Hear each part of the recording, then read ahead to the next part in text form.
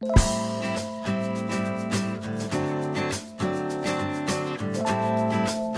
bien oui, cette soirée traditionnelle maintenant est quand même une particularité lyonnaise puisque l'interprofessionnalité en Rhône-Alpes et notamment à Lyon, c'est pas qu'un discours, c'est une réalité.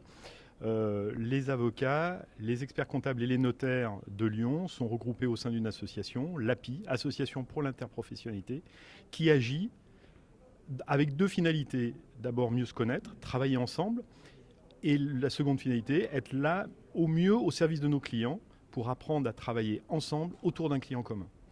C'est quand même quelque chose de novateur et puis spécifique à Rhône-Alpes et maintenant à Auvergne-Rhône-Alpes, hein, vous le disiez tout à l'heure, cette interprofessionnalité, où vous travaillez main dans la main au service de vos clients les uns et les autres. Alors c'est certainement novateur, mais ça existe déjà depuis quelques années. Je pense que beaucoup nous l'envient. Et puis, à une époque où les professions réglementées étaient un petit peu bousculées, où on a essayé d'attiser certaines rancœurs interprofessionnelles, eh bien nous, on a continué à travailler ensemble et on a démontré qu'on était des professions qui savaient collaborer et qui étaient même complices sur beaucoup de manifestations. Le Salon des entrepreneurs, qui est une manifestation très importante. Vous avez un stand commun ? On a un stand commun, ce qui fait rêver toute la France, mais nous, on l'a. Alors, rassurez-nous, ce n'est pas la création d'une grande profession du droit, mais c'est un travail de collaboration où chacun amène sa pierre à l'édifice. Alors effectivement, c'est un travail de collaboration qui s'intègre pas dans le projet de pluridisciplinarité. On sait que la loi Macron a ouvert la porte à la constitution de sociétés pouvant regrouper plusieurs professionnels. Là, avec l'interprofessionnalité, on n'est pas dans le capitalistique, on est dans le travail au quotidien, on est dans une collaboration informelle mais efficace. L'interprofessionnalité en Rhône-Alpes pour l'année 2016 ? Alors, nous serons toujours autant présents sur les opérations en faveur de la création d'entreprises et de la transmission d'entreprises, certainement le Salon des entrepreneurs, mais peut-être bien aussi des manifestations qui nous seraient propres, à nos trois ordres. Et puis, à l'endroit des jeunes, par exemple ? Alors, à l'endroit des jeunes, il nous arrive de travailler ensemble sur un bon nombre de manifestations. C'est vrai que c'est un peu plus compliqué d'être sélectionné sur des jeunes. Je crois que la vocation, c'est d'être ouvert à tout le monde et de pouvoir en faire bénéficier tout le monde.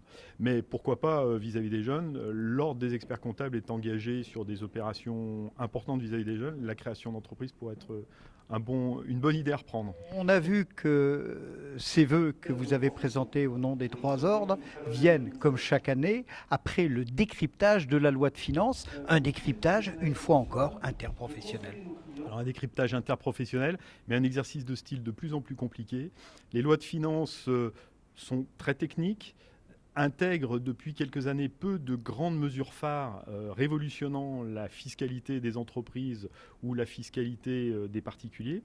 Mais en revanche, des modifications ténues, très techniques, que nous, professionnels, ne pouvons ignorer. Malheureusement, on le regrettera cette année encore. On ne voit pas arriver de stabilité fiscale. Chaque année amène son lot de nouveautés et pour nous, professionnels du conseil, ça devient compliqué de se projeter dans l'avenir et de savoir à quelle sauce fiscale nos clients seront mangés dans quelques temps. En forme de conclusion, Jacques Moreau, l'avenir de 2016, comment se présente-t-il ?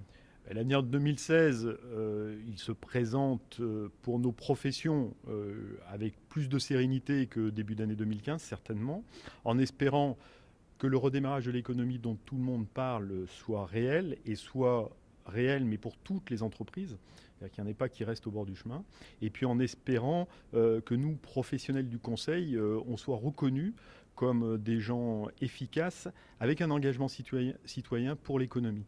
Et je crois que en ouvrant cette manifestation, notamment aux représentants des mondes politiques, économiques et judiciaires, on démontre notre volonté d'être ouvert sur la société.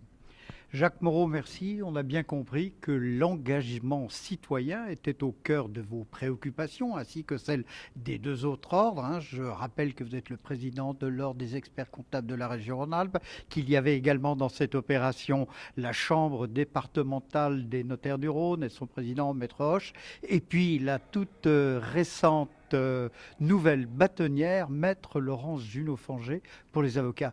Jacques Moreau, merci.